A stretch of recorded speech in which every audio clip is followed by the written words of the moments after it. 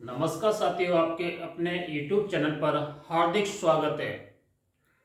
तुम अपनी मंजिल तय कर लो दोस्त, रास्ता अपने आप मिल जाएगा। रास्ता अपने आप मिल जाएगा। जो भी आपका लक्ष्य है उसको एक बार अपने सामने रखो और उसी लक्ष्य के अकॉर्डिंग मेहनत करते जाओ, तो रास्ता जो है मंजिल तक पहुंचने का वो अपने आप मिल जाएगा। ठीक है, इसी कोटेशन के साथ अपनी परसेंटेज की अगली क्लास की शुरुआत करते हैं। कल जो जहां तक परसेंटेज हो गई थी उससे आगे देखते हैं। अब एक गांव की वर्तमान जनसंख्या 9261 है। यदि गत 2 वर्षों में जनसंख्या में प्रति वर्ष 5% की वृद्धि हुई हो तो 2 वर्ष पूर्व गांव की जनसंख्या कितनी थी। ठीक है, सॉल्व करते हैं इसे सॉल्व करते हैं। देखो, ये जो 5% वृद्धि हो रही है ना, 5% किसके बराबर है? पहले साल 5% की वृद्धि हुई है, दूसरे साल भी 5% की वृद्धि हुई है। ठीक है, पहले साल 5% की वृद्धि हुई है, दूसरे साल भी 5% की वृद्धि हुई है। तो 5% जो बराबर है वो है 1/20 की। ठीक है, ये 5% बराबर है 1/20 के। ठीक, 1/20 के बराबर है 5%। ठीक है, 1/20 के बराबर है।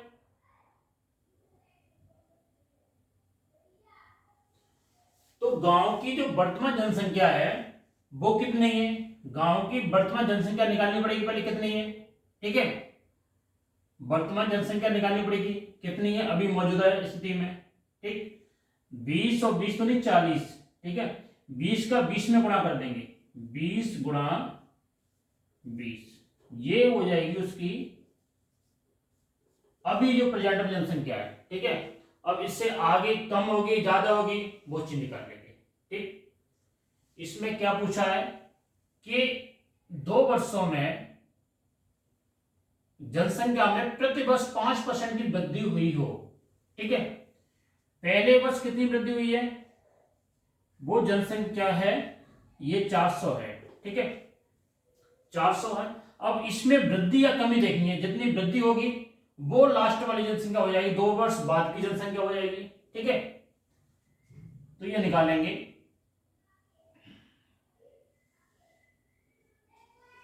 ठीक, 5% की वृद्धि हो रही है ना, 5% की वृद्धि हो रही है। ठीक है, तो 5% की वृद्धि हुई, इसका मतलब 400 का 5% निकालेंगे। ठीक, ये वृद्धि हो रही है, 5% निकालेंगे तो 400 का 5% हो गया 10%, 40 हो गया, 5% 20 हो गया, तो ये हो गया 420 हुआ। ठीक है, 420 हो गया। इसके बाद फिर 5% की वृद्धि हो रही है। ये तो पहले वर्ष वृद्धि होगी 5% की, दूसरे वर्ष वृद्धि होगी वो भी 5% की हो रही है। तो 420 का 20% निकालेंगे। ठीक है, 420 का अगर 20% निकालेंगे, 10% हो गया 42 होता है 420 का। 5% निकालेंगे तो 42 का आधा कर दो 21 हुआ। ठीक है, तो 21 जो 5% जो इंक्रीमेंट हो रहा है वो 420 में 5% हम ऐड कर देंगे। ठीक है, तो ये आ जाएगा 441, 420 और 21 441 हो गया। ठीक है, 441 हो गया। ठीक, उसके बाद अब ये वृद्धि 2 वर्ष बाद जो जनसंख्या है, तो ये वर्तमान जनसंख्या हुई, ये 2 वर्ष पहले की जनसंख्या हुई। ठीक है, इससे वृद्धि हो रही है। ठीक, तो गांव की वर्तमान जनसंख्या कितनी है? वर्तमान जनसंख्या ये हुई 441। ठीक है, यही ये बात पूछिए कि 2 वर्ष पूर्व गांव की जनसंख्या कितनी थी। अभी तक हम 100 मानते थे, यहां पर 100 से आगे पीछे चलते थे, पर इस परसेंटेज वाले प्रश्न में कि गांव की जनसंख्या कितनी है, अगर ये हम निकालेंगे, ऐसे प्रश्न होंगे तो इनमें जो परसेंटेज होगा उसका पहले हम वो लिख देंगे डेसिमल वाला, ठीक है। 1/20 होता है, 5% का 1/20 होता है, ठीक है। ये लिख दिया हमने, ठीक। उसके बाद ये जो दोनों हैं, हर है दोनों के, दोनों में गुणा कर देंगे। तो 20 का 20 में गुणा कीजिए, 400 आ गया। 400 हम मानेंगे यहाँ पर, 400 से आगे पीछे जाएंगे, जो परसेंट वृद्धि होगी या कमी होगी वो 400 से करेंगे हम, ठीक है। अभी तक परसेंटेज में हम 100 ले लेते, बट जो जनसंख्या वाले प्रश्न है और जनसंख्या वाले प्रश्न है और लाभ हानि वाले प्रश्न है, ठीक है। लाभ हानि के एक वर्ष में इतने परसेंट की वृद्धि हो रही है, दूसरे वर्ष में इतने परसेंट घाटा हो रहा है, तो ऐसे प्रश्नों में हम इस तरीके से सॉल्व करेंगे, ठीक है। अब देखिए इसे सॉल्व करते हैं। 441 अभी वर्तमान जनसंख्या होगी, और गांव की वर्तमान जनसंख्या कितनी है? 9261, ठीक है। तो 9261, ये 9261 है, 9261 441, ठीक है। 441 के बराबर हो गई है, ठीक। अब निकालनी हमें ये जनसंख्या, ये वाली, ठीक है। देखो एक चीज बता देते हैं आपको,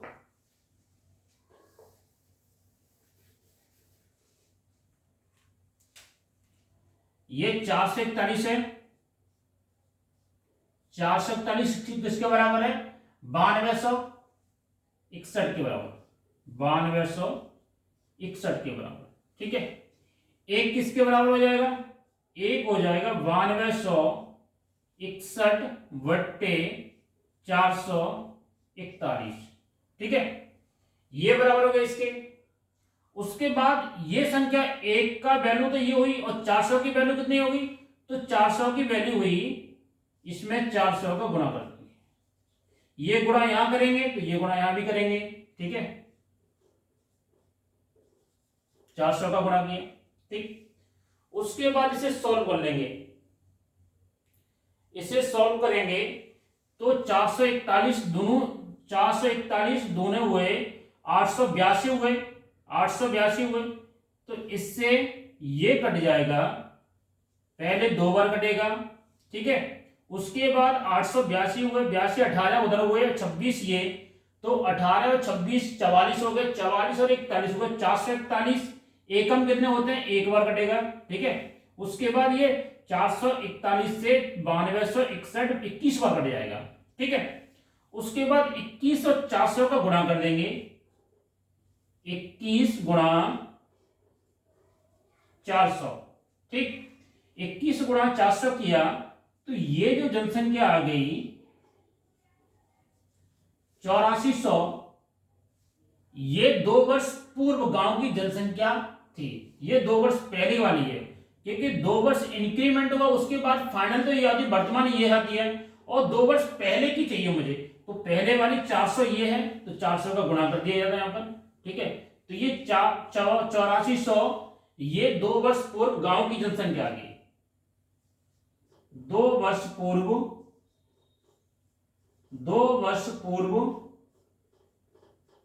गांव की जनसंख्या,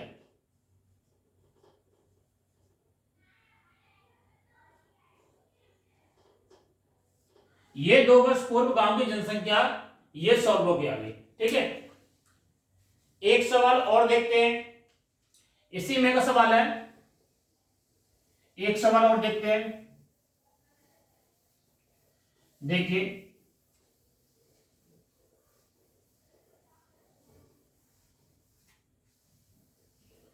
एक सवाल और देखते हैं। एक कूलर का वर्तमान मूल्य, एक कूलर का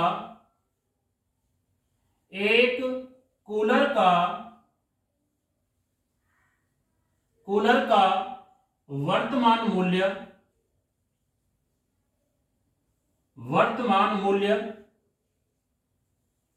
एक कूलर का वर्तमान मूल्य 40,200 है। कितना है? 40,200। एक कूलर का वर्तमान मूल्य 46,200 है। यदि पिछले 2 वर्षों में यदि पिछले 2 वर्षों में पिछले 2 वर्षों में पिछले 2 वर्षों में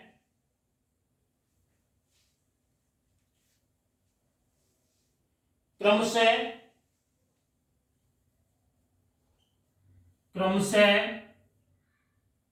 20%, ठीक है, क्रमशः 20% वृद्धि,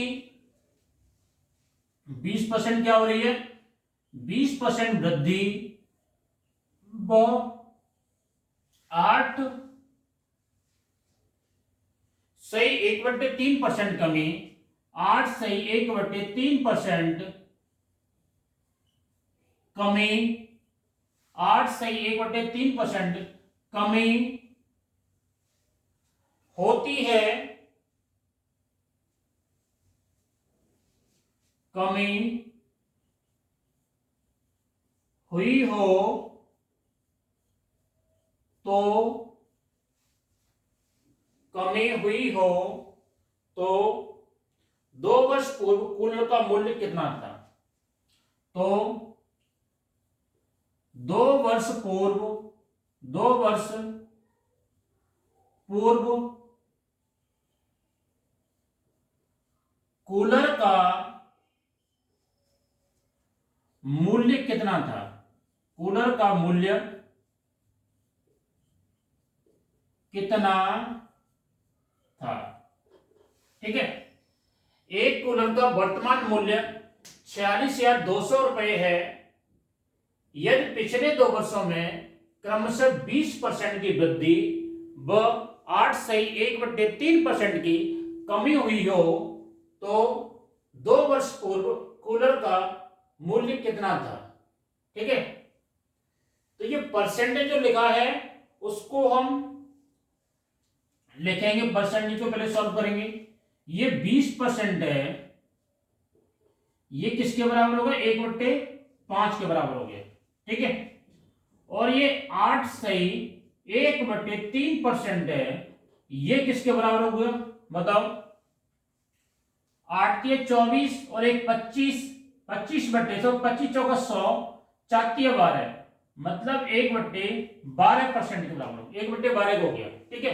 20% बराबर हो गया 1/5 के, 8 से 1/3 बराबर हो गया 1/12 की, ठीक है। आपको मैंने परसेंटेज जो लिखाए थे, कुछ इंपोर्टेंट परसेंटेज लिखाए थे, 3rd क्लास में लिखाए थे, ठीक है, उसी के अकॉर्डिंग हमने लिखा है, ठीक। उसके बाद अब इसकी जो मूल्य कितना निकालेंगे, कूलर का मूल्य कितना था, ठीक है, तो वो निकालेंगे, वो ये 60 5 और 12 का गुणा कर देंगे, ठीक है, 5 और 12 का गुणा कर देंगे, 12 पंजे 60, ठीक है।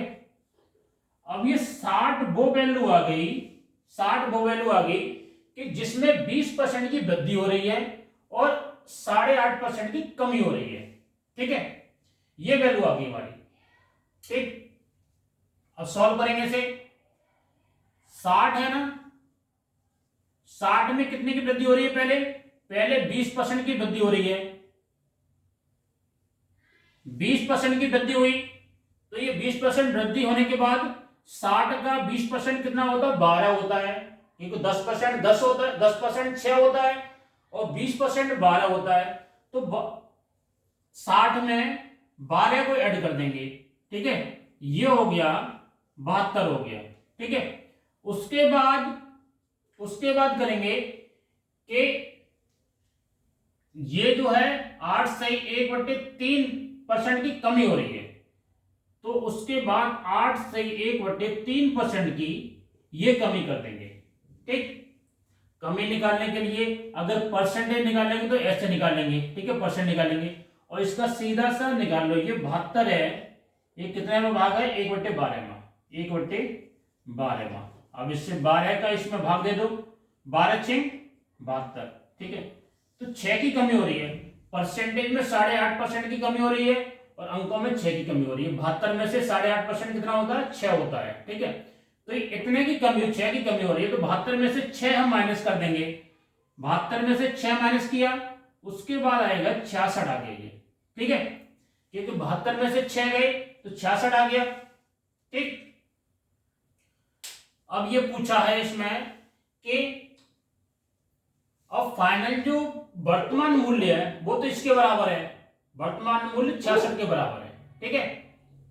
वर्तमान मूल्य 66 के बराबर है, क्योंकि एक कूलर का वर्तमान मूल्य 66 के बराबर है। 2 वर्ष पहले, ये पहले वाला है क्योंकि इंक्रीमेंट के बाद वाली, ये बाद वाली वैल्यू आई है। पहले वाला कितना है? 60 है, ठीक है। तो यही 2 वर्ष पहले कूलर का मूल्य कितना था, ठीक। पहले हमने सॉल्व किया था, इससे पहले जो सवाल था उसी तरीके से इसे भी सॉल्व कर लेंगे। देखो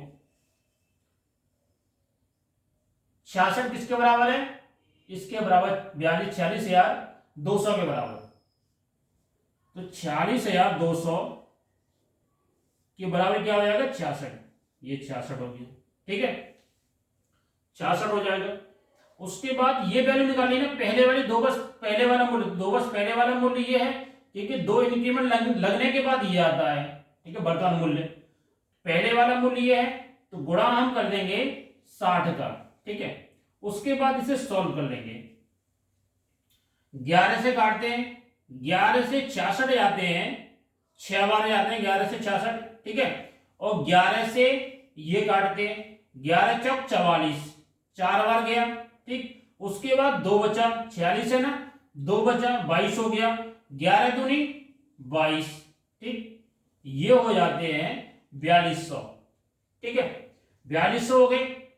उसके बाद 6 का 60, 6 से 60 कट जाएंगे 10 बार, ठीक है। 6 से 60 कितने बार कट गए? 10 बार कट गए, ठीक है। तो फाइनली ये आ जाएगा 10 का 4200 में गुणा हो जाएगा, तो ये आ जाएगा 42,000, ठीक है। तो 2 वर्ष पूर्व कूलर का मूल्य कितना था? ये था 42,000 मूल्य था पहले, ठीक है। तो 2 वर्ष पूर्व कूलर का मूल्य ये हो जाएगा 2 वर्ष पूर्व, 2 वर्ष पूर्व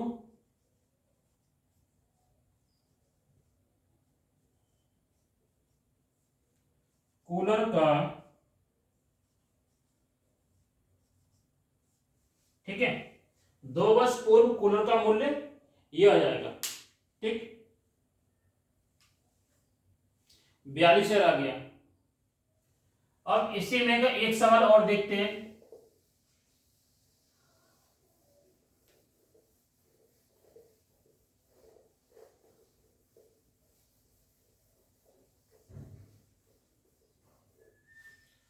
एक सवाल और देखते हैं। एक वस्तु के मूल्य में पहले P% की वृद्धि की जाती है। एक वस्तु के मूल्य में, एक वस्तु के मूल्य में, एक वस्तु के मूल्य में पहले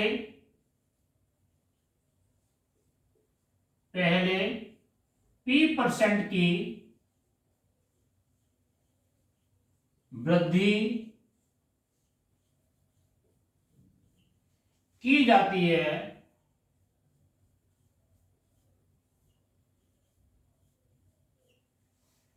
एक वस्तु के मूल्य में पहले P% की वृद्धि की जाती है, फिर इसमें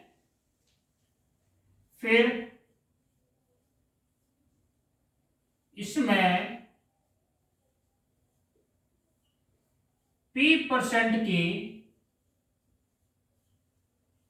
कमी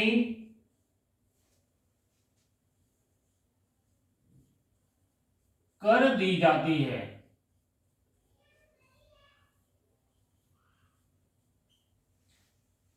फिर इसमें P% की कमी कर दी जाती है यदि वस्तु का वर्तमान मूल्य यदि वस्तु का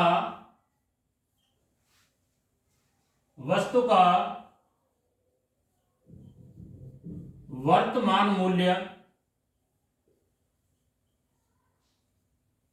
यदि वस्तु का वर्तमान मूल्य 1 रुपये हो, यदि वस्तु का वर्तमान मूल्य 1 रुपये हो, तो वस्तु का पहले वाला मूल्य कितना था? तो वस्तु का पहले वाला मूल्य,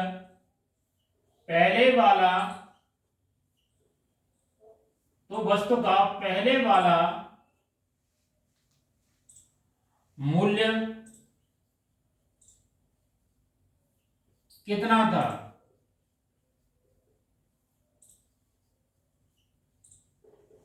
वस्तु का पहले वाला मूल्य कितना था?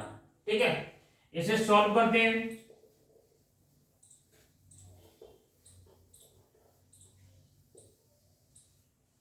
सॉल्व करते हैं ऐसे कि x वस्तु का मूल्य है। ठीक है, सॉल्व करेंगे ऐसे, हमने माना x वस्तु का मूल्य है, x वस्तु का मूल्य है, उसके बाद p% की वृद्धि हो रही है, p% की वृद्धि हो रही है। ठीक है, तो p% की वृद्धि हो रही है, वो यहां पर आ जाएगा जो वृद्धि हो रही है। उसके बाद अगेन p% की कमी हो रही है, ये वैल्यू यहां पर आ जाएगी। ठीक है, इसी का वैल्यू आ जाएगी। उसके बाद p% की कमी होने के बाद, p% की कमी होने के बाद उसका जो वर्तमान मूल्य वो 1 रुपये है, उसके बाद 1 रुपये हो जाता है। ठीक है, 1 रुपये हो जाता है। ठीक, अब इसे सॉल्व करेंगे। ठीक है, 1 रुपये हो जाता है। उसके बाद वस्तु का पहले वाला मूल्य कितना था, यह निकालना है मुझे। ठीक है, अब इसे सॉल्व करेंगे। देखो, किसी वस्तु का x रुपए है, ठीक है, उस पे कितने की वृद्धि हो रही है? p की वृद्धि हो रही है। तो x तो है ही पहले, उस पे p की वृद्धि हो रही है। ठीक है, बट्टे 100। ठीक, गुणा उसके बाद क्या हो रहा है? उसके बाद हो रहा है p% की कमी हो रही है। ठीक है, तो गुणा हो जाएगा x माइनस p%, परसेंटेज को उठाएंगे हम तो बट्टे 100 करेंगे। ठीक है, यही जो p% की कमी हो रही है, उसके बाद उसका जो मूल्य है वो 1 रुपए के बराबर हो जाता है, 1 के बराबर हो गया। ठीक, कोई दिक्कत इसमें? x वो रुपए है, x रुपए माना हमने, x में p% की वृद्धि हुई तो x प्लस p बट्टे 100 किया, x माइनस p बट्टे 100 किया, ये बराबर 1 रुपए के आता है। ये प्रश्न में दिया वर्तमान मूल्य 1 रुपए है। ठीक है, तो 1 रुपए के बराबर आ गया ये। ठीक, अब इसे सॉल्व कर देंगे। सॉल्व करेंगे इसे, देखो x तो यहां रखा हमने। ठीक है, x बराबर ये जो 100 और 100 है ये ऊपर गुणा कर देंगे, क्रॉस मल्टीप्लाई, बट्टे बंद करके क्रॉस मल्टीप्लाई कर देंगे। तो क्रॉस मल्टीप्लाई करेंगे तो 100 गुणा 100 बट्टे आ जाएगा, ये जो x प्लस पी है और x माइनस पी है ये नीचे आ जाएगा। ठीक है, x प्लस पी और x माइनस पी। ठीक है, ये हर में आ गया। अब इसे सॉल्व कर लेंगे, तो ये सॉल्व करने के बाद आएगा, आपने एक वर्गांतर का फॉर्मूला पढ़ा है, x square minus y square बराबर होता है एक्स प्लस वाई और होता है एक्स माइनस वाई। ठीक है, देखिए आप, ये जो फॉर्मूला है इसी के अकॉर्डिंग तो ये लिखा है। देखो ये लिखा है, x की जगह x लिखा है और y की जगह p लिखा है। ठीक है, तो ये जो फॉर्मूला है इसको हम ये लिख सकते हैं, एक्स स्क्वायर माइनस पी इसको लिख सकते हैं, ये पी है तो पी इसको लिख सकते हैं। ठीक है, तो जो एक्स की वैल्यू आ गई हमारी इस फॉर्मूले से, ठीक है, इस फॉर्मूले से हमारी एक्स की वैल्यू आ गई 100 का 100 में गुणा कर देंगे तो 10,000 हो जाएगा, ये 10,000 आ जाएगा। ठीक है, उसके बाद ये जो x है ये वर्गांतर फॉर्मूले से आ जाएगा x square minus p square. ठीक है, तो ये आ गई x की वैल्यू आ जाएगी। यही प्रश्न में पूछा था कि वस्तु का पहले वाला मूल्य कितना था, तो पहले वाला जो वस्तु का मूल्य है वो 10,000 बट्टे x square minus p square आ जाएगा। ठीक है, समझ में आया?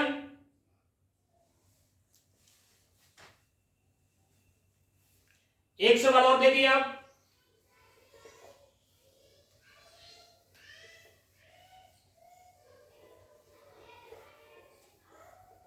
एक सवाल और देखिए,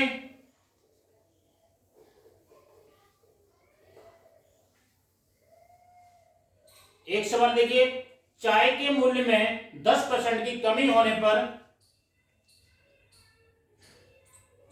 चाय के मूल्य में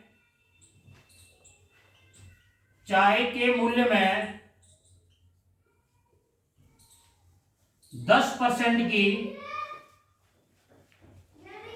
10% की कमी होने पर,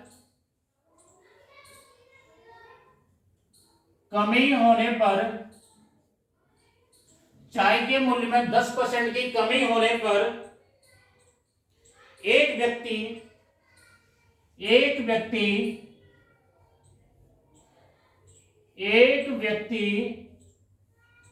540 रुपए में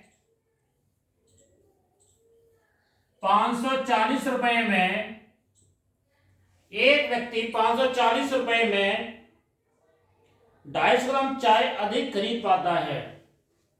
250 ग्राम चाय अधिक खरीद पाता है। ठीक है, अधिक खरीद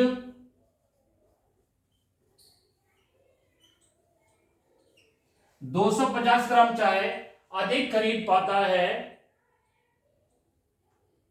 मूल्य में कम होने से पूर्व प्रति केजी चाय के दाम कितना था? मूल्य में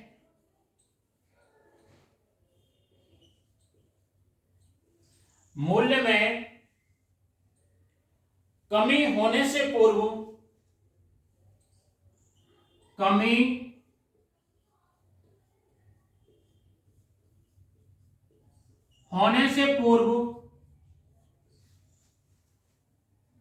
प्रति केजी चाय का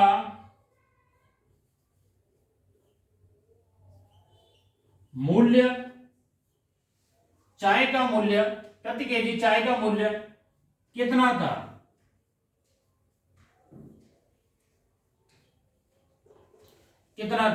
ठीक है, यह फाइंड करना है कि चाय के मूल्य में 10% की कमी होने पर एक व्यक्ति 540 रुपए में 250 ग्राम चाय अधिक खरीद पाता है। मूल्य में कमी होने से पूर्व प्रति केजी चाय का मूल्य कितना था? ठीक है, सॉल्व करते हैं इसे। ये जो 540 है इसका 10% निकालना है, कमी निकालनी है तो कमी इसके बराबर हो जाएगी, क्योंकि अधिक खरीद पा रहा है ना, तो कमी जो रुपए में आएगी वो 250 ग्राम चाय की कीमत आ जाएगी। ठीक है, देखो 540 का 10% निकाल देते हैं। ठीक है, तो 540 गुणा 10 बटे 100, इससे ये कटा, 2 जीरो से 2 जीरो कटे। ठीक है, ये आगे 54 रुपए। ठीक है, ये जो 54 रुपए है वो कितने 250 ग्राम चाय का मूल्य आ जाएगा। 54 रुपए 250 ग्राम चाय का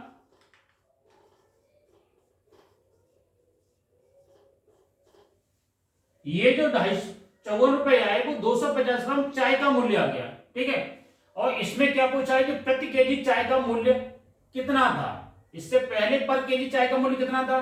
ठीक है, तो 1 केजी चाय का मूल्य कितना होगा, इस रेट से 54 रुपए का, 54 रुपए की कोई चीज 250 ग्राम आ रही है, तो 1 केजी चाय कितने की आ गई बताओ।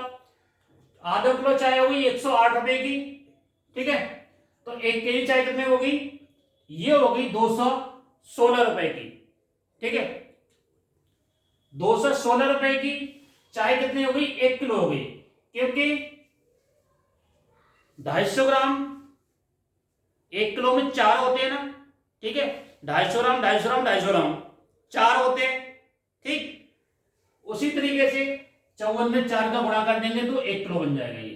ठीक है, तो 1 केजी चाय का मूल्य कितना आया, 1 केजी चाय का मूल्य, ये 1 केजी चाय का मूल्य आया 216 रुपए। ठीक है, 1 केजी चाय का मूल्य 216 रुपए आ गया। ठीक, ये 1 केजी चाय का मूल्य है।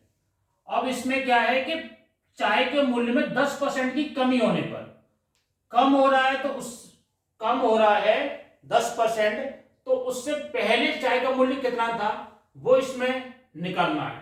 ठीक है, कमी होने से पूर्व प्रति केजी चाय का मूल्य कितना था ये फाइंड करना है। ठीक है, तो चाय का मूल्य पहले हम मानते हैं 100 रुपए का। ठीक, 100 रुपए का 10% की कमी हो गई, 10% की कमी होगी ना, 10% की कमी होगी। अब चाय का मूल्य कितना आया, 90 रुपए हो गया। ठीक है, अब चाय का मूल्य 90 रुपए आ गया।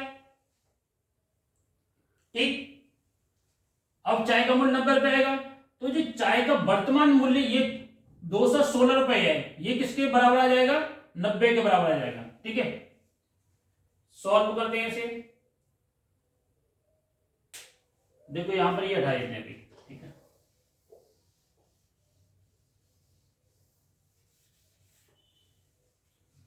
सॉल्व करते हैं। ये जो 216 रुपए है,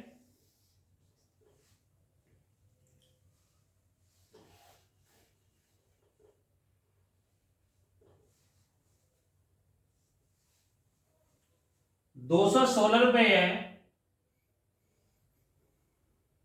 216 डिवाइड बाई 90, ये पहले वाला मूल्य चाहिए, तो पहले वाला मूल्य 100 है।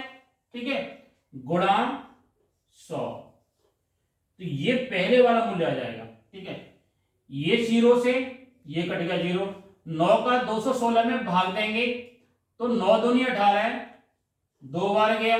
ठीक है, उसके बाद 18 और 3 बचे ऊपर, 3 36 हो गया, 9 चौक 36, 4 आ गया। 10 का इस 24 में गुणा कर देंगे। ठीक है, तो 10 का 24 में गुणा करेंगे, उसके बाद आ गया 240 रुपए। ठीक है, ये जो 240 रुपए आ गया फाइनल, ये आ गया कि मूल्य में कमी होने से पूर्व प्रति केजी चाय का मूल्य। 1 किलो चाय पहले 240 रुपए की आती थी, जो कि 10% कम हो गए, उसके बाद दाम ये 216 रुपए हो गए। ठीक है, यही फाइंड करना था हमें।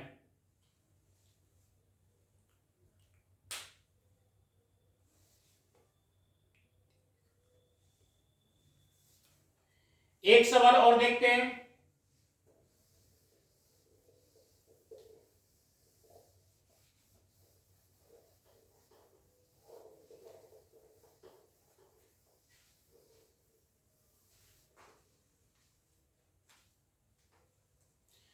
आम के मूल्य में 20% की वृद्धि होने पर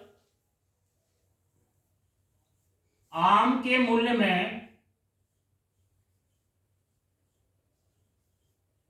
आम के मूल्य में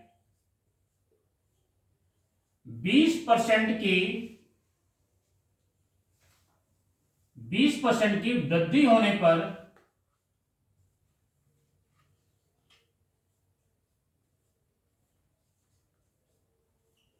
आम के मूल्य में 20% की वृद्धि होने पर एक व्यक्ति 80 रुपए में एक व्यक्ति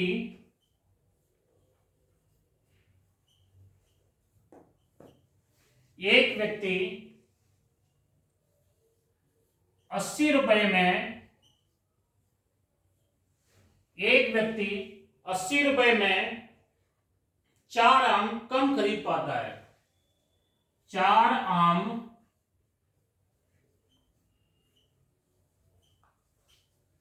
कम खरीद पाता है।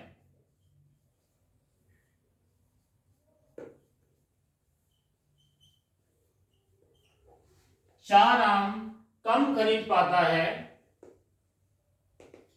तो एक आम का वर्तमान मूल्य कितना है? तो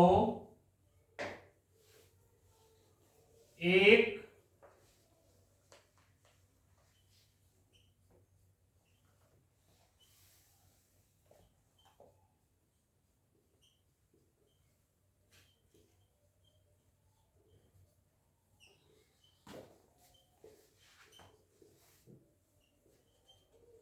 वर्तमान मूल्य कितना है? ठीक है, एक आम का वर्तमान मूल्य निकालना है। ठीक, सॉल्व करते हैं इसे। अभी जो पिछला प्रश्न किया था उसी तरीके से करते हैं। ये जो 20% है, ठीक है, 80 का 20% निकालेंगे पहले हम। 80 का, ये जो 80 रुपए है, 80 का 20% निकालेंगे। ठीक है, क्योंकि 20% वृद्धि हो रही है ना, 20% 80 में वृद्धि हो रही है, उसी से तो 4 आम कम आ रहे हैं। ठीक है, तो 80 का 20% निकालेंगे, 3200, 20 5 बार गया, ये गया 16 बार गया। ठीक है, ये 16 आ गया। तो 16 जो रुपए है, ये जो 16 रुपए आए हैं, वो 16 रुपए किसके किसके बराबर है? ये 4 आम की जो कीमत है ना,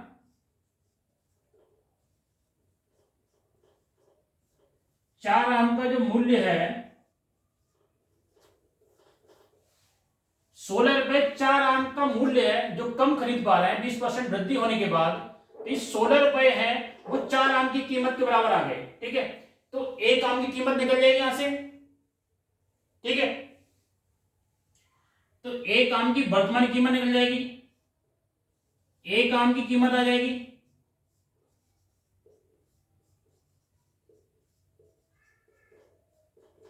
एक आम की कीमत है 16 रुपए के 4 आम है, तो एक आम कितने का हो गया? 4 रुपए का हो गया। एक आम की कीमत कितनी है? 4 रुपए हो जाएगी। ठीक है, एक आम की कीमत 4 रुपए आ जाएगी। ये कौन सी कीमत है? ये वर्तमान मूल्य है। ठीक है, ये वर्तमान मूल्य है। ये कौन सा है?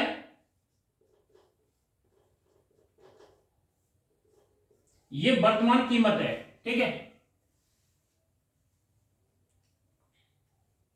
वर्तमान कीमत है।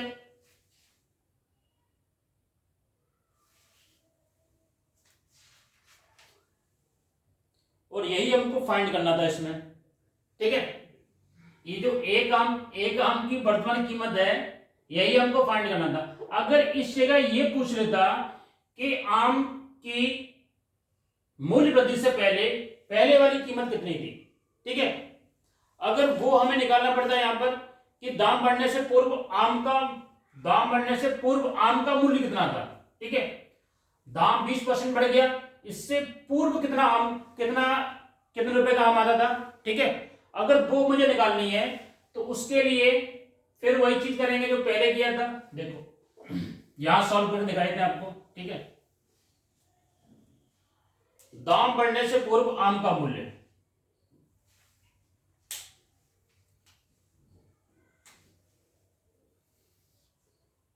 दाम बढ़ने से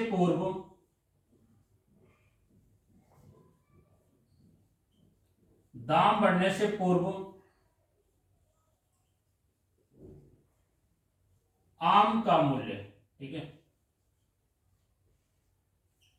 ये निकालना है मुझे। तो इसमें ये 100 माना हमने, ठीक है, 100 माना, 20% की वृद्धि हो रही है तो 100 पे 20% की वृद्धि कर देंगे। 100 पे 20% की वृद्धि के बाद कितनी आ गई, 120 आ गया, ठीक है, 20% की वृद्धि के बाद 120 आ गया। पहले कीमत 100 रुपए थी, अब आम वही आ रहा है, 120 रुपए का आ रहा है, ठीक, 120 रुपए का आ रहा है। तो ये चार आम की जो अभी जो पहले वाली वर्तमान कीमत है वो ये कीमत 120 के बराबर हो जाएगी। तो 4/120, पहले वाली कीमत निकालिए, पहले एक आम कितने का आता था, ठीक है, वो कीमत निकालिए तो 100 का गुणा कर देंगे, ठीक। तो ये कीमत आ जाएगी, सॉल्व करते हैं इसे, 0 से 0 कैंसिल हो गया, 4 से ये 12 गए, 3 बार गए, ठीक है। तो पहले वाली कीमत आ जाएगी 10/3 रुपए, ठीक है। इसे अगेन सॉल्व कर लेते हैं, 3 सही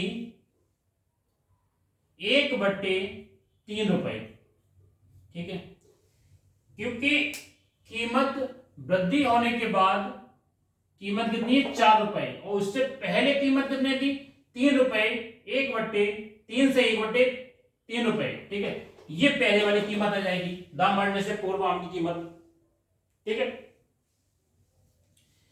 एक प्रश्न और सॉल्व करते हैं।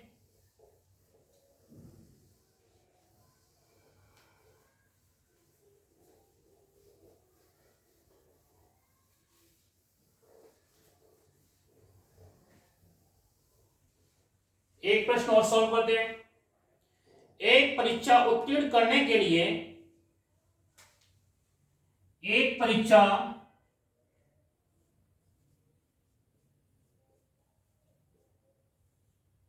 उत्तीर्ण, एक परीक्षा उत्तीर्ण करने के लिए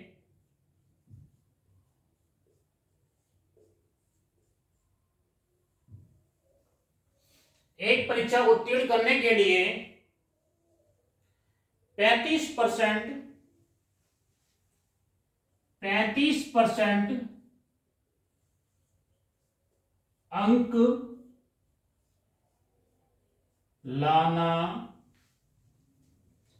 35% अंक लाना अनिवार्य है। 35% अंक लाना अनिवार्य है। एक विद्यार्थी उस परीक्षा में,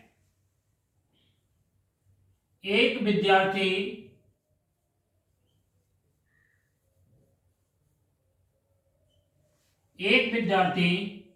उस परीक्षा में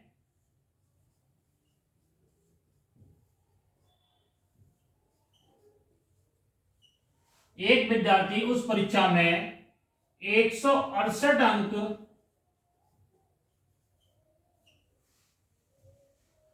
एक विद्यार्थी उस परीक्षा में 168 अंक प्राप्त करता है और वह अंक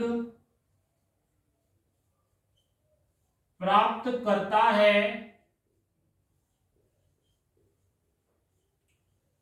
और वह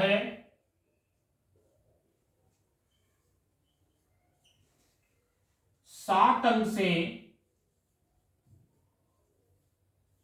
7 अंक से अनुत्तीर्ण हो जाता है।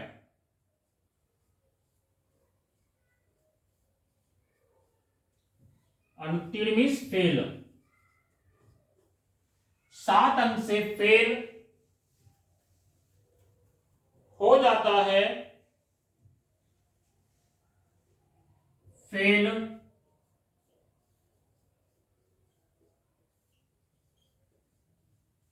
हो जाता है तो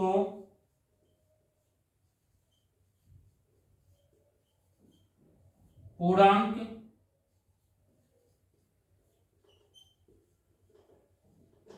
क्या है, ठीक है। एक परीक्षा उत्तीर्ण करने के लिए 35% अंक लाना अनिवार्य है। एक विद्यार्थी उस परीक्षा में 168 अंक प्राप्त करता है और वह 7 अंक से अनुत्तीर्ण हो जाता है। उसके अंक कितने आए, 168 अंक आए, 7 अंक से अनुत्तीर्ण हो गया, 7 अंक से अनुत्तीर्ण हो गया, और परसेंटेज में उत्तीर्ण करने के लिए 35% अंक लाना अनिवार्य है। ठीक है, इसे सॉल्व करते हैं। देखो, अगर 7 अंक कम आए, 7 अंक इसमें ऐड कर दिए जाए तो वो पास हो जाएगा, अनुत्तीर्ण उत्तीर्ण हो जाएगा। ठीक है, 7 अंक से फेल हुआ है, उसके 168 अंक प्राप्त करे हैं उसने। अगर 7 अंक इसमें ऐड हो जाते तो वो पास हो जाता। ठीक है, तो ये 35% है, 35% ये किसके बराबर है, 168 अंक तो उसने प्राप्त किए और 7 अंक और कर दें, ठीक है, तो वो पास हो जाएगा। ये पासिंग परसेंटेज है और ये पासिंग नंबर हो जाएंगे। कितने हो जाएंगे, 175। ठीक है, ये बराबर हो जाएगा। उसके बाद जो भी परीक्षा का पूर्णांक होता है वो हमेशा 100% होता है। ठीक है, तो इसमें पूछा गया है कि परीक्षा का पूर्णांक ज्ञात कीजिए। ठीक, 1% बराबर हो जाएगा 175 बट्टे 35। ठीक है, 175 बट्टे 35 आ गया। ये परसेंटेज को हम यहां से हटाएंगे या 100% निकालेंगे, तो 100 का इधर गुणा किया, 100 का इधर गुणा हो जाएगा। ठीक है, 100% निकाला है ना, क्योंकि परीक्षा का पूर्णांक तो 100% होता है। 35 से 175 5 बार कटे। ठीक है, तो परीक्षा का पूर्णांक कितना आया, 500 अंक क्या है, यह है परीक्षा का पूर्णांक। ठीक है, यही हमको फाइंड करना था।